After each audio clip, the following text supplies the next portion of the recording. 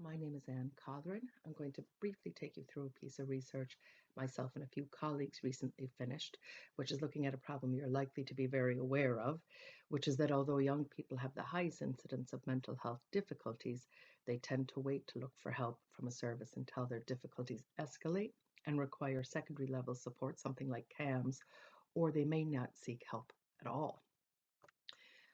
The prevailing approach to improve help seeking is to concentrate on young people's internal processes, how they weigh up the potential benefits of looking for help against that psychological cost of actually taking that leap and looking for help. We know that changing this internal process is really hard to do. Considerable energy and resources have been directed towards decreasing the stigma of needing help, which have made small inroads but hasn't really transferred and changed young people's levels of help seeking. So how can we improve help seeking? Basically by making it easier to ask for help. This research used a model called the Anderson Healthcare Utilization Model as a conceptualizing framework, and this model illustrates the merits of taking a systemic approach.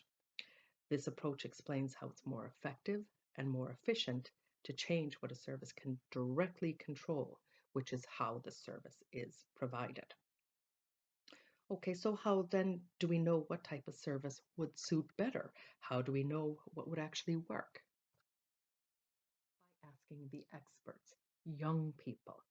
This research sample included young people from diverse backgrounds. We had workshops that were held in 3 schools. They were enthusiastic and very prolific bunch, where together they identified a total of 326 barriers across 15 themes. Now, this is where most of the research in the area stops. They develop barriers. This research, though, was interested in focusing on solving the problem. So it utilized most of the workshop time for young people to discuss and develop solutions and to vote on which of the solutions they felt were the most significant. So they developed 133 solutions to overcome barriers, and they voted 31 of these solutions as being the most significant. So now we had an idea of what young people thought were the best solutions, but would these ideas actually work? And this is where the practitioners come into the picture.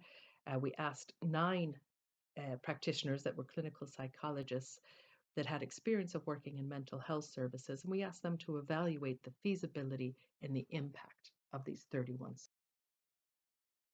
12 solutions were rated by professionals as having both high potential impact and high feasibility. These solutions focused on 4 general areas. The first one is making a service seem more like home and make it familiar. They had an idea where a service would develop videos introducing the staff and service, which would make it more predictable.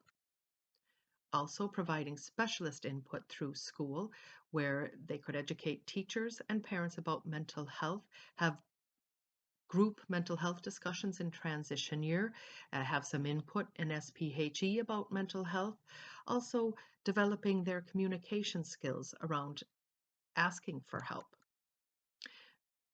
Also improving parental awareness, teaching parents to be more understanding. They talked about a communication piece in that as well.